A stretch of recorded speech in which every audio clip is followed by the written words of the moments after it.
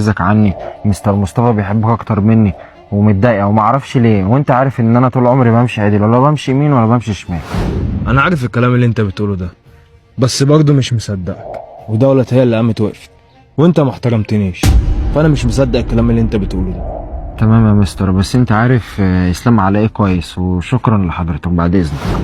استنى، انا عارف يا اسلام اللي انت كويس وانا مستغربك، بس هي دولت هتعمل كده ليه يعني؟ ما القبض اللي انت بتاخده هي كمان بتاخد القبض، ايه المشكله يعني؟ وليه هتربطك في الكرسي اصلا؟ بص يا مستر، انا هحاول اثبت لك الفتره الجايه اللي دولت بتعمله. ماشي يا اسلام، روح انت على شغل. تمام ماشي. وانت بقى دولت، شوف قصتك ايه، وهل اسلام عنده حق ولا لا؟ يا عالزمن، شوف انت بقيت فين وانا بقيت فين، عشان تعرف بس ان انت من زمان وانت بتحقد عليا. كنت اجي اقول لك كلم مستر مصطفى، حاول تخليه يرقيني، حاول تخليه يعليني شويه في المرتب، اتوسط لي يا سيدي، ما كنتش ترضى. ما تبطل بقى الحقد اللي فيك ده. حقد؟